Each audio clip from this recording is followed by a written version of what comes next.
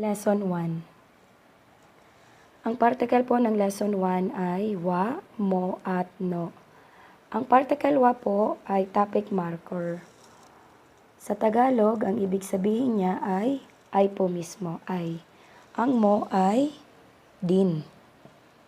Ang no is used to connect nouns together. Kapag pagdudugtungin mo yung dalawang noun, no pong particle ang ilalagay niyo po sa pagitan ng dalawang noun na iyong sasabihin. Ang no naman po, sa Tagalog niya ay nang. Marami pong gamit ang no. Kaya lang nasa lesson 1 pa lamang po tayo, nang pa lang po ang ating magagamit sa kanya. Mapag-aaralan din po natin dito ang ka. Ang ka naman po ay question marker.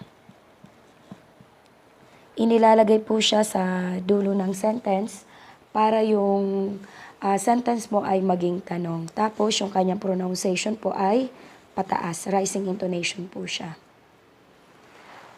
Gagamitin po natin lahat yan mamaya sa ating mga example para maunawaan po natin. Lesson 1, sentence pattern. Ang first sentence pattern natin sa lesson 1 ay blank wa, blank des. Blank wa, blank des. Yung unang blank ay noun 1. Susundan siya ng particle wa. Susundan ng noun 2 at yung des. Yung des po dyan, para maging magalang po yung ating sentence. Kumbaga sa atin ay po. Ano po yung ilalagay natin sa noun 1? Ang ilalagay natin sa noun 1 ay topic. Topic po. Tapos, ang noun 2 naman po, nilagyan ko po siya dito ng palatandaan para madali natin siyang magagamit or matandaan. Sa noun 2, ano ang gustong sabihin sa topic? Ito yung topic mo. Ano ang gusto mong sabihin dito? Siya yung ilalagay po natin sa noun 2. Gawa po tayo ng halimbawa or example. Ang mga vocabularies po natin gagamitin ay manggagaling lamang po sa lesson 1. Kaya pakitingnan na lamang po ang inyong mga vocabularies sa lesson 1. Example po natin, ako ay Filipino po. Ako ay Filipino po. Sa sentence na to, ang topic ay ako. Yan po yung topic. Ang Filipino, yung Filipino naman po, siya po yung gusto kong sabihin tungkol sa topic. Ito po yung ating noun 2. Translate po natin. Tatranslate natin ang sentence na to base po doon sa ating sentence pattern. Topic natin ay ako. Sa Nihongo ay watashi. Susundan siya ng wa, ng ibig sabihin ay. Lagay lang natin dito. Tapos, susundan siya natin ng noun 2. Or ano gusto mong sabihin sa topic? Filipino po ang gusto nating sabihin. So, ang Filipino ay Philippine. Philippine. Mapapansin nyo, yung Philippine ay naka-katakana. Ang Philippine po, kapag Philippine lang, ang ibig sabihin niyan ay Philippines. So, nilagyan natin ng gin para po maging Filipino. Tapos, lalagyan natin siya sa dulo ng des para maging magalang ang ating sentence. Ang kinalabasan po, watashi wa Philippine jin desu.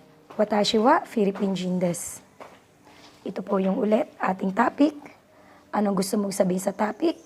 Ikaw ay or ako ay Filipino po. Pakicopy na lamang po.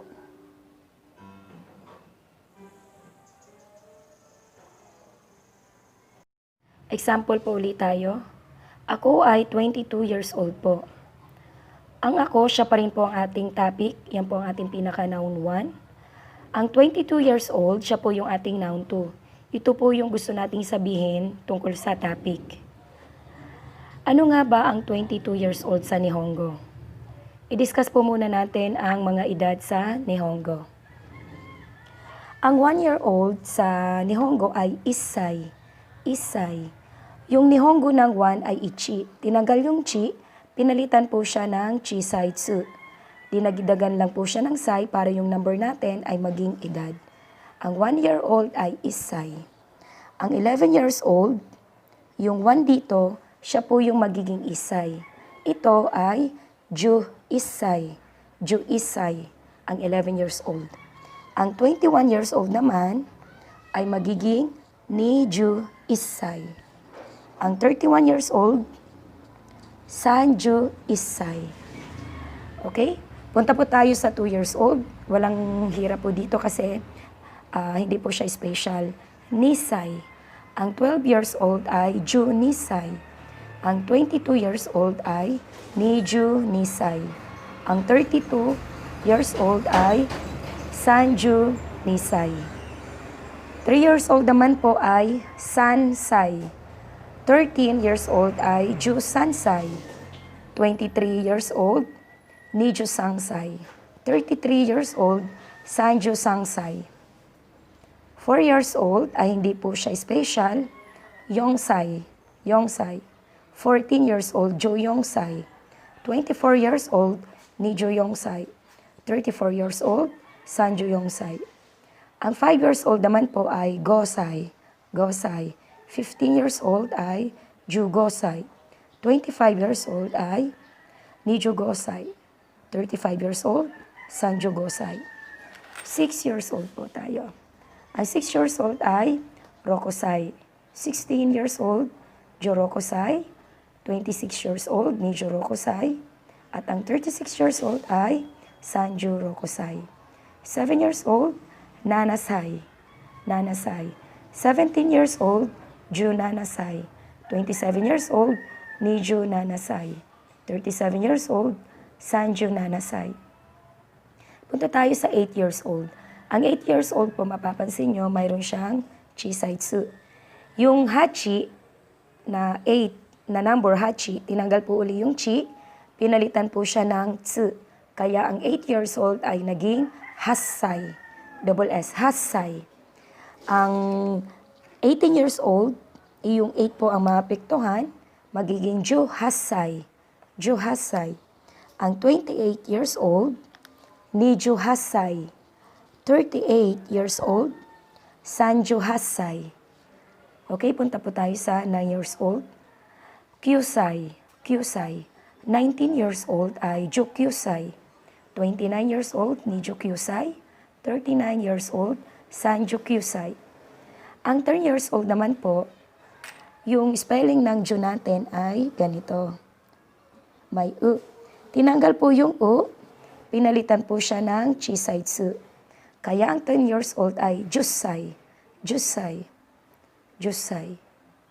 Ang 30 years old, Sanjusay. 40 years old, Yonjusay. Siguro napansin nyo, hindi ko binanggit ang 20 years old. Kasi ang 20 years old ay special siya. Ang 20 years old ay Hatachi. Hatachi. Hatachi po siya.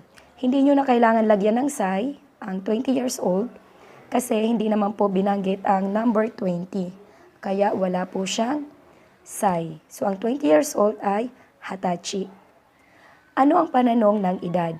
Nakita nyo naman siguro or nabasa dyan sa inyong vocabulary lesson 1, ang pananong ay nansay. Nansay. Ang pananong ng edad ay nansay or oikutsu. Oikutsu. Si oikutsu, mas polite po siya kay nansay. Nansay or oikutsu po. Balik po tayo dito sa example po natin. Ako ay 22 years old po. Yung ako ay watashi. Yung wa ay. Ang 22 years old po, dito po siya. Ano ang 22 years old? Niju nisay.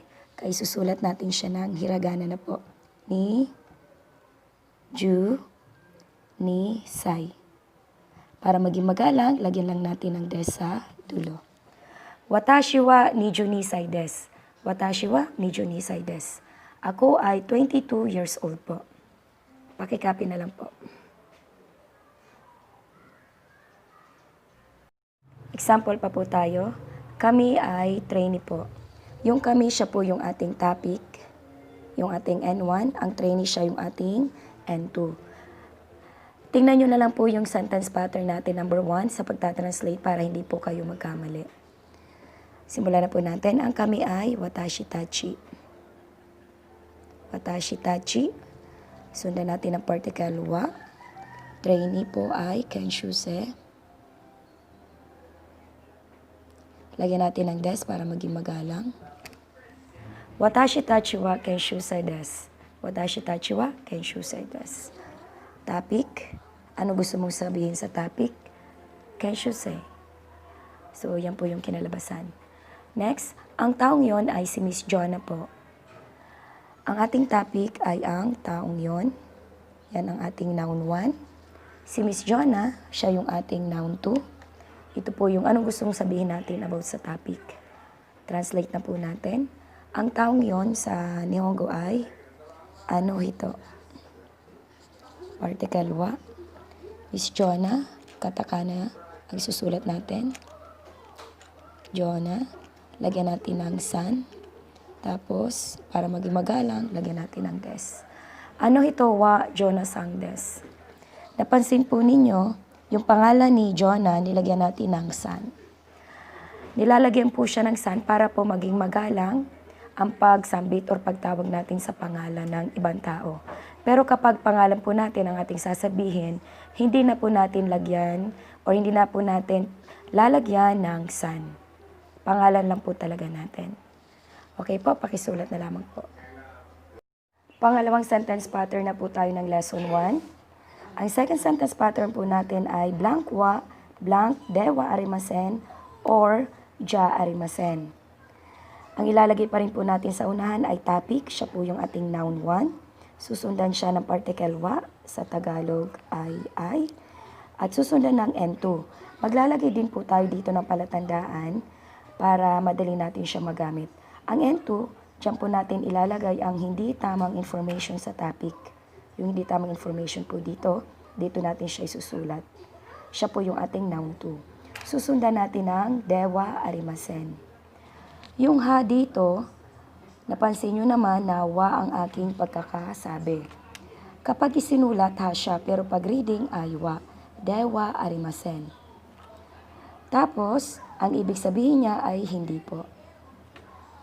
Napansin nyo mayroon ditong ja arimasen. Ang ibig sabihin din po ng ja arimasen ay hindi po. Ibig sabihin po itong dalawa magkapareho lang. Pareho po silang magalang. Kaya lang, saan po sila nagkakaiba? Si ja arimasen, itong nasa taas, ginagamit po siya sa daily conversation or everyday conversation. Ang dewa arimasen naman po, ito po ay para sa mga formal speech or writing. Sa libro nyo, mapapansin nyo, ang binigay po dyan ay dewa arimasen. Pero sa ibang libro, ja arimasen po ang binigay. Ngayon, dahil dewa arimasen po ang nakabigay sa ating libro, dito po tayo mag-focus kay dewa arimasen. Pero alam nyo naman, kapag magkipagkwentuhan ka, ja arimasen po ang gamitin nyo ha. Okay po. So, ang ibig sabihin po ng dewa arimasen ay hindi po. Gagamitin mo lang ang dewa arimasen, dapat mayroon ka ditong noun. May noun ka po dapat dito sa unahan. Gawa po tayo ng halimbawa. Sample natin ay si Miss Ana ay hindi po Japanese. Si Miss Ana ay hindi po Japanese. Ita-translate natin ang sentence na to base po sa ating second sentence pattern. Si Miss Ana po ang ating topic. Dahil ibang pangalan, lalagyan natin siya ng san.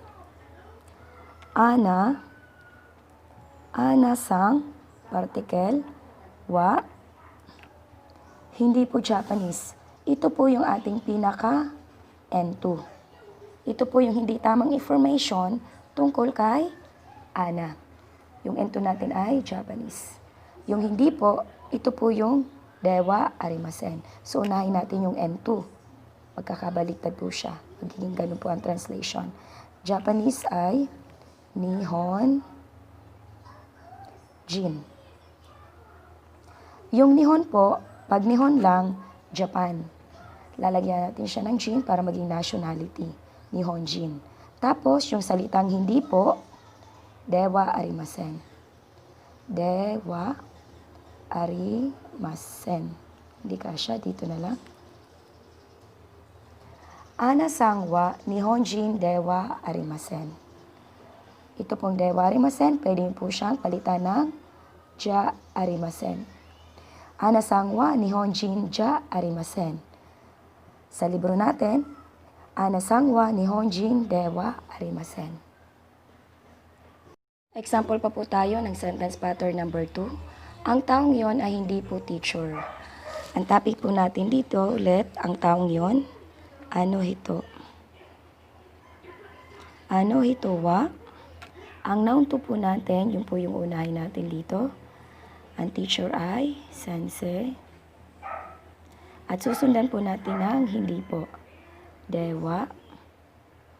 Dito na lang natin ilagay. Arimasen. Ano ito wa? Sensei dewa arimasen. Yung dewa arimasen, pwede nyo po siyang palitan ng ja arimasen sa daily conversation. Ano ito wa? Sensei ja arimasen. Sinulat ko yung dalawang pattern para makita nyo po yung pagkakaiba ng dalawa kung saang part lamang. Yung pattern number 1 po natin ay watashi wa indojin desu. Yun po ang nakabigay na example. Si watashi po, siya po yung ating topic, yung noun 1. Indojin, siya yung noun 2 natin, na kung ano yung gusto nating sabihin sa topic, di ba, dito natin nilalagay. Watashi wa indojin desu. Ako ay Indian po. Dito po sa pattern number 2, watashi wa indojin dewa arimasen. Ito yung ating topic, yung pinaka noun 1 natin. Si indojin po, siya po yung ating N2. Yung N2 naman po natin dito, ano yung hindi tamang information about dito sa topic, dito natin siya ilalagay. Ang kinalabasan, watashi wa indojin dewa arimasen. Ako ay hindi po Indian. Dito lamang po sila sa part na to nagbabago. Pareho po yung watashi, pareho yung wa, pareho yung indojin. Yung des at dewa arimasen lamang po ang pagkakaiba. Kasi si des po ay positive, ibig sabihin po ay po. Si dewa arimasen, ang ibig sabihin niya po ay hindi po. Yun lamang po ang pagkakaiba nilang dalawa. Sentence pattern number 3 na po tayo. Dito po may nakalagay na noun 1, wa, noun 2, des. Ang ilalagay po sa noun 1 ay topic. Parang yung sentence pattern number 1. Yung noun 2 dito, ano yung gusto mong sabihin sa topic, dito mo siya ilalagay. Tapos dito sa baba, topic pa rin. Kaya lang, mapapansin mo dito, hindi na siya wa. Mo na siya. Ang ibig sabihin ng mo ay din sa Tagalog. Ito yung topic mo, lalagyan natin ng din. So, hindi na po wa ha. Kasi ang pattern na to, itong pattern number 3, ay nagdidin lang or nag-go also sa previous sentence natin. Tapos, kaya ang ilalagay natin dito sa N2, kung ano yung nilagay mo dito, same lang po siya. Kasi nag-go also ka lang. Para mas malinaw, bigay po tayo ng example. Meron po tayo ditong Tagalog na, si Sam ay trainee po. Dito, si Sam ang ating topic. Tapos ay wa, ang N2 ay trainee. Then of course, the des is po. Yung N2 natin ay trainee. Punta tayo dito sa baba. Si Kim, dito si Kim, din, so ito po yung din natin. May nakita ko yung Tagalog na ay dito, pero wala ditong ay. Hindi na po siya lalagyan dito ng wa or ay. Yan na lang po, baliwalain nyo na lang po itong ay sa Tagalog. Basta kapag kayo ay nag-also or din, ang susunod na sentence nyo ay mo na lamang ang ilalagay nyo or din. Tapos dito sa N2, ito po ay trainee and then des. Sabi ko kanina, yung N2 mo dito ay dapat pareho. Kaya mapapansin mo, ito po ay pareho trainee. Translate po natin sa Nihongo, base po doon sa pattern na nakabigay sa taas. Si Sam, katakana, Samu, dahil pangalan ng ibang tao, lagyan natin ng san. Samu-sang, wa, ano yung N2? Trainee. Kenshuse. Kenshuse. Des. Samu-sang wa, kenshuse des. Tapos pangalawa, si Kim din ay trainee po. Base sa pattern na yon, sulat natin dito. Kimu, lagyan natin din ng san dahil hindi natin pangalan. Hindi na po siya wa, kung ang ilalagay natin ay mo. Kasi nagdidin ka lang. Then, trainee, pareho yung dalawa, kaya magpapareho to. Kenshusei. kenshusei. Des, dito na lang. Des. Samu-sang wa kenshusei des. Kimu-sang mo kenshusei des. Yan po yung kinalabasan ng ating pattern number 3 na may din. Example po ulit tayo. Ako ay 25 years old po. Ang taong yun din ay 25 years old po. Translate po natin siya. Tingnan po ninyo ang sentence pattern number 3 para hindi po tayo magkamali. Ang topic po natin ay ako. Watashi. Particle wa. 25 years old. Gawin ko na lang pong number dito. Lagyan ko na lang siya ng sai. Watashi wa 25 歳です. Ang susunod nating sentence, yung dinidin natin, ang taong yung din ay 25 years old po. So, ang N1 natin, taong yon, ano ito? Particle, nagdidin po tayo, kaya ang gagamitin nating particle ay hindi na wa, kung hindi mo. Ano ito mo? 25 years old. 25 歳です. Watashi wa 25 歳です. Ano ito mo? 25 歳です. Okay po, dito po ang wa, dito po ang mo. Ang N2 natin, magkapareho po. So, yung topic natin sa unahan, magkaiba po. Hindi naman po all the time na lagi kang may previous sentence at meron kang next sentence. Pwede ngang ito lang po ang sabihin nyo sa huli. Halimbawa po, sinabi ko sa sarili ko, Watashi wa 25 歳です. Narinig mo ko, sinabi mo, Sensei, ano ito mo? 25 歳です. Kahit hindi magkadugtong sa isang speaker ang sentence na to, ay pwede din po. Parang Tagalog lang din kung paano siya gamitin. Sentence pattern number 4 na po tayo ng lesson 1. Mayroon pa rin po tayong topic. Susundan siya ng particle wa. Tapos N1, ang N1 po natin, country, pangalan ng mga bansa, company, pangalan ng mga company. Susundan po siya ng particle no. Ibig sabihin sa Tagalog ay nang. Ang no po, katulad ng sinabi ko kanina, napakaraming gamit po. Pero dahil tayo ay lesson 1, nang pa lang po ang gagamitin natin sa kanya.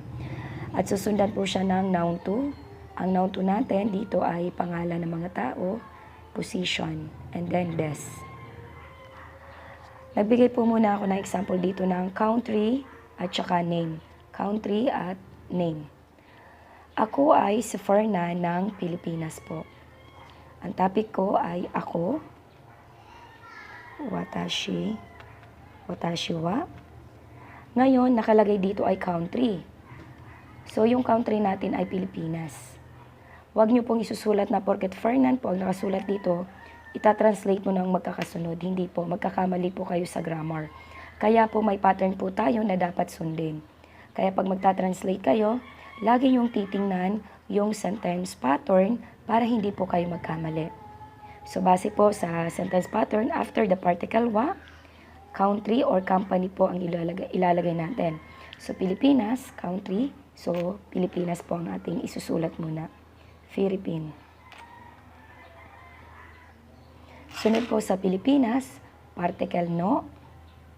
Sunod po sa particle no, name or position. Dito po, name ang binigay, kaya name po tayo. Fernan. Sa Fernan po, hindi na po ako maglalagay ng san. Kasi yung nagsasalita dito ay ako. Kaya wala ng san. Sarili ko pong pangalan po ito. Kaya po ito na. Watashi wa Filipino Fernandez.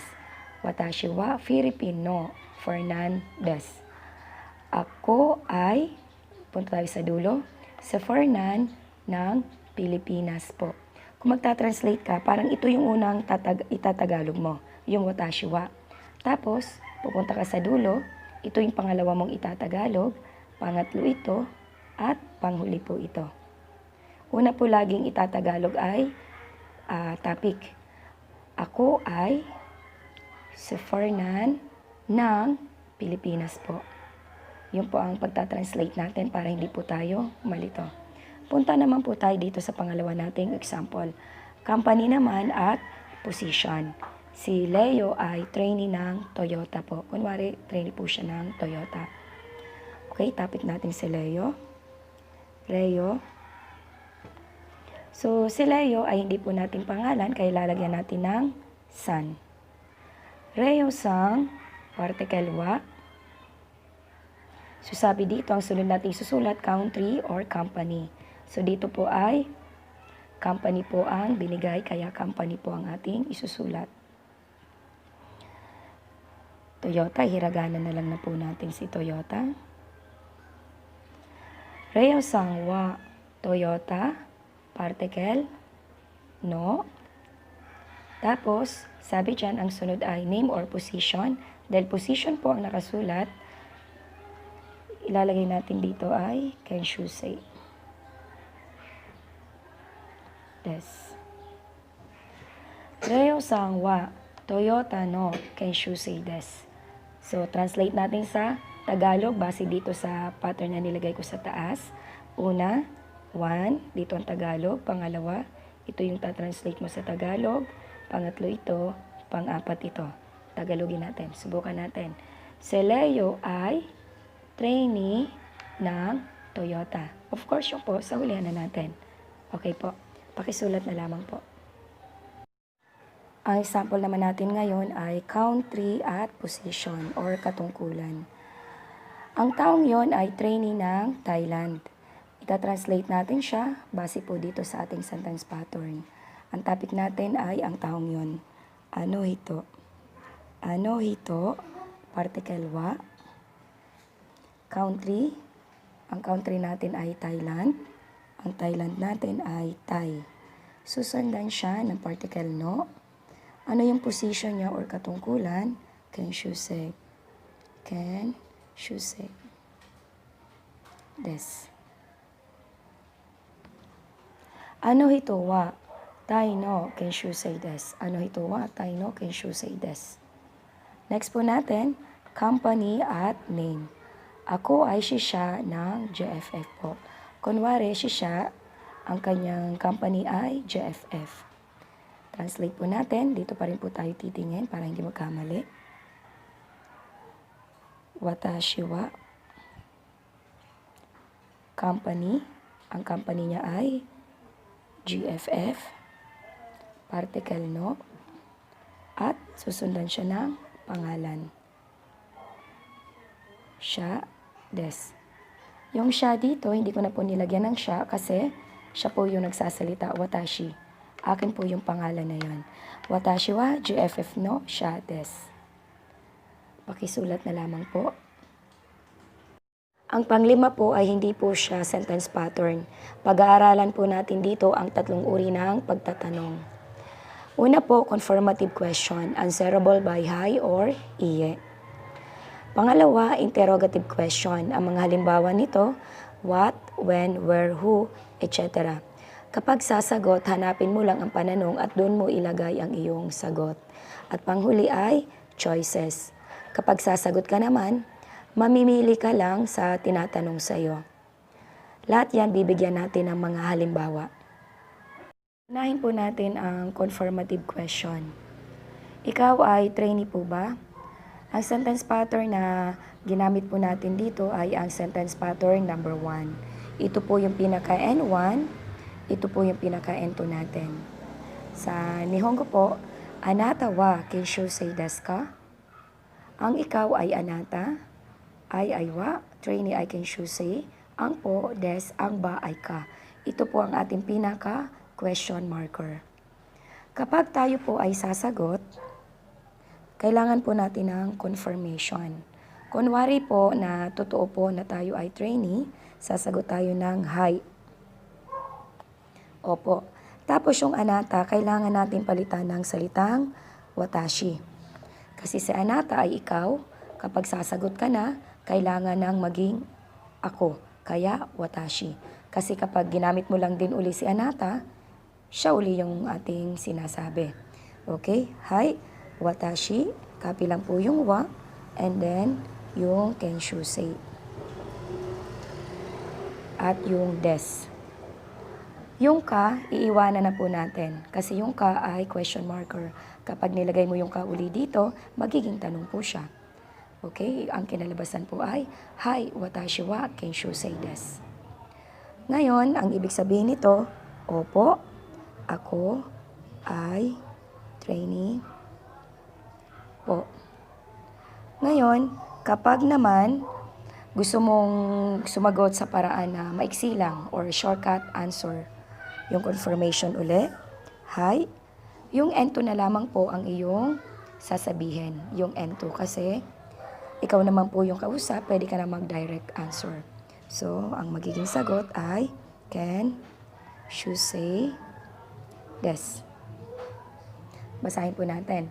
Anata wa can you say des ka? Hi, watashi wa can you say des? Or, hi, can you say des? Okay po. Balik po ako sa anata. Ingat po kayo sa paggamit ng anata. Ang anata po, ginagamit lamang po siya sa mga kakilala nyong tao. Very familiar po sa inyo, kaklose nyo. Kapag po alam nyo na po ang pangalan ng ibang tao, mas maganda po na gamitin nyo po yung pangalan po nila. Kasi may mga sitwasyon po na hindi po natin pwedeng gamitin yung anata. Kasi magsasound impolite po ito. Siyempre sa mga boss natin, hindi po siya pwedeng gamitin. Pag ang sagot mo naman ay negative, ang confirmation mo gagamitin ay iye. Halimbawa, tinanong ka, anata wa keisho say desu ka? Ikaw ay trainee po ba? Kapag hindi, ang confirmation mo gagamitin ay iye. Si anata, papalitan mo ng watashi. Kasi ulit, si anata ay ikaw, kailangan mong palitan ng watashi para maging ako. Sulat mo yung particle wa. Can you say? Yung des dito sa dulo, hindi mo na po siya isusulat. Kasi ang des po ay positive. Ang negative form po ng des ay dewa arimasen or ja arimasen. Ito po yung ating sentence pattern number 2, kung matatandaan nyo pa po. Anata wa kenshu say desu ka? Sagot mo, iye. Watashi wa kenshu say dewa arimasen. Ibig sabihin, hindi po. Ako ay dewa arimasen, hindi po. Unahin natin isulat dito. Bago ang kenshu say na trainee. Hindi po. Ako ay hindi po trainee. Kapag sasagot ka naman ng direct answer, iye pa rin para sa confirmation natin. Yung kenshu say po, yun na lamang po ang inyong isasagot. Iye kenshu say, tapos dewa arimasen dahil negative. Iye kenshu say dewa arimasen. Ibig sabihin, hindi po, trainee. Tapos, kapag sasagot ka naman na gusto mong ibigay ang tamang information, so susulat mo pa rin, sulat pa rin natin dito ang iye. Tapos, ilalagay natin dito yung correct information. Tinatanong ka dito, anata wa kenshu say desu ka? Ikaw ay trainee po ba? Ay, hindi ka po trainee. Hindi ka trainee.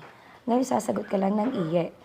Tapos, ilalagay mo dito kung ano ka. Halimbawa, ikaw ay sensei. So, ilagay natin dito ay sensei. Tapos, des para maging magalang. Iye, sensei des. Ibig sabihin yan, hindi po, teacher po. Iye, sensei des, sabi mo. Iye, sensei des. So, yung sensei dito, hindi mo na po nilagay dito ang dewa arimasen kasi ang sensei ay tamang information na po sa inyo. Okay po, basahin po uli natin. Anata wa kenshu say desu ka? Iye, watashi wa kenshu say dewa arimasen. Or, iye, kenshu say dewa arimasen. Or, iye, sensei desu. Pakikopya na lang po. Example pa po tayo. Nilagyan ko na po siya ng sagot. Ano hito wa nihonjin desu ka? Itong kanji po na dito ay nihonjin. Ang sagot mo kapag oo, hi, ano hito wa nihonjin desu? Napansin nyo yung tanong ko dito, nilagyan ko lang ng hi sa unahan, tapos tinagal ko lang yung ka, naging sagot na po siya. Yung ano hito, ito, wa, nihonjin, tapos yung des. Hi, ano hito wa nihonjin desu? Ibig sabihin, opo. Ang taong yun ay Japanese po. Kapag magsho-shortcut ka naman, direct answer, Hai, Nihonjin desu. Opo, Japanese po. Kinukuha lang natin yung noun to. Ito po yung mga noun to.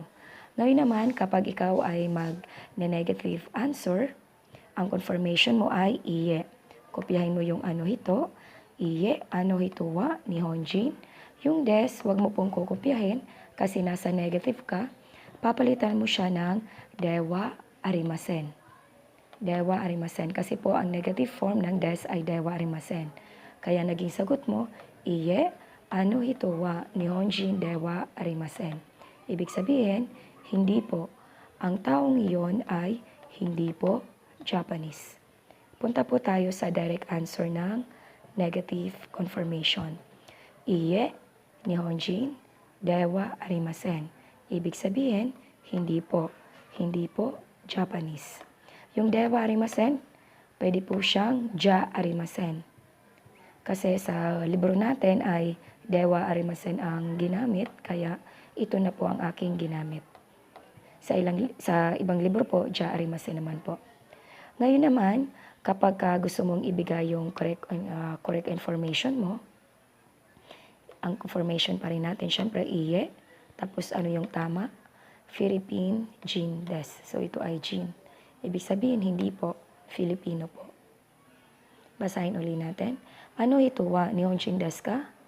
Hai, ano ito wa? Nihonjin des. Direct answer, hai, Nihonjin des.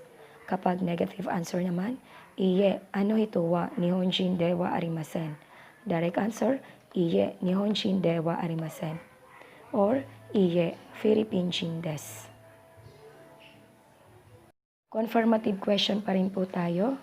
Pero ang ginamit ko po ditong particle ay particle mo. Ibig sabihin ay din. Ang question natin dito ay, Don sang mo, Indo Jin desu ka? Jin po ito. Don sang mo, Indo Jin desu ka? Ibig sabihin, si Don din ay Indian po ba? Kapag oo, ang sagot mo ay hi. Tapos, kopyahin natin si Don. Ngayon, lalagyan natin siya ng san. Katulad dito may san kasi hindi natin pangalan ito. Tapos, kopyahin natin yung mo. Basta tatandaan nyo, kapag nag-hi ka, kukopyahin mo lang po yan. Tapos, sunod natin dito ay si Indo, Jin. Tapos yung des. Ang kinalabasan, Hi, Don sang mo, Indo Jin des. Ibig sabihin, opo, si Don din ay Indian po. Okay? Hi, Don sang mo, Indo Jin des. Paano kapag si Don ay hindi po siya Indian? Ang ating confirmation ay iye, Don dito, sang. Pagdating po dito, kapag na mag-iiye ka, pag mag-iiye ka dito, yung mo, papalitan mo ng wa. Hindi po siya pwedeng maging mo kasi hindi niya po ito katulad. Hindi po Indogene si Don. So, isulat po muna natin yung Indo. Tapos yung Jin. Yung des, hindi po natin siya gagayahin. Papalitan po natin siya ng dewa arimasen or ja arimasen. Kasi ang confirmation mo dito ay negative. Ibig sabihin yan, hindi po si Don ay hindi dewa arimasen, hindi po Indiano or Indian. Okay po. Dito sa hi, kinopya mo lang, ginaya mo lang hi, Don sang mo, Indo Jin des. Kasi si Don ay Indian. Pareho sila kung sino yung tinutukoy nung nagtatanong sa'yo. Kapag hindi naman po, hindi siya kapareho, syempre ang ating confirmation ay iye. Tapos kopyahin mo si Don. Pagdating po dito, ingat po kayo sa particle. wa po ang gagamitin natin. Wag na wag mo pong gagamitin ang mo kapag nag-iye ka. Kasi hindi naman po katulad ni Dondon yung tinutukoy nung nagtatanong na Indiano, kung sino yung tinutukoy niyang Indiano. So, ang kinalabasan dito, iye, Dondon sangwa, Indojin, dewa arimasen. Hindi po siya magiging magiging dewa arimasen. Hindi po ng dewa arimasen yung Indojin. Ibig sabihin, hindi po Indian. Sino yung nandito sa unahan? Basahin po natin. Dondon sang mo, Indojin desu ka? Hai, Dondon sang mo, Indojin desu. Iye, Dondon sang wa, Indojin dewa arimasen. Okay po? Ito po ang isa pang example ng confirmative question na ang particle natin ay mo. Anata mo, sensei desu ka? Ikaw din ay teacher po ba? Tinanong ka? Ikaw din ay teacher po ba? Sumagot ka ng, Hai, watashi mo sensei desu. Ibig sabihin, opo, ako din ay teacher po. Ngayon, dahil umuo ka, inuuhan mo to, pareho lang po ang particle yung dalawa. Sabi ko kanina, kapag oo ka, yung hai, lalagay mo lang sa unahan, at yung ka, wag mo na lang isasama dito. Hai, watashi mo sensei desu. Paano naman kapag hindi ikaw teacher? Ang sasagot mo ay, iye, watashi. So, ang particle mo dito ay wa. Iye, watashi wa, sensei, dewa arimasen. Naka-dewa arimasen ka dito kasi ang confirmation mo dito ay iye or negative. Bawal pong gamitin ang mo dito. Kasi pag nag-mo ka, teacher ka na. Okay po? Ngayon, pwede nyo pong idugtong dito after ng dewa arimasen yung correct information mo. Kung ano ka, correct info mo. Yung katulad ng ginawa natin kanina. Halimbawa, iye, watashi wa sensei dewa arimasen. Tapos kung ikaw ay trainee, lagay mo lang dito, kenshu sei desu. Kenshu sei desu. Iye, watashi wa sensei dewa arimasen. Kenshu sei desu. Ibig sabihin yan, hindi po, ako ay hindi po teacher. Trainee po. Okay po? Pakikopya na lang po. Punta po tayo sa interrogative question. Sa lesson 1, dalawa lang po ang pananong na ibinigay.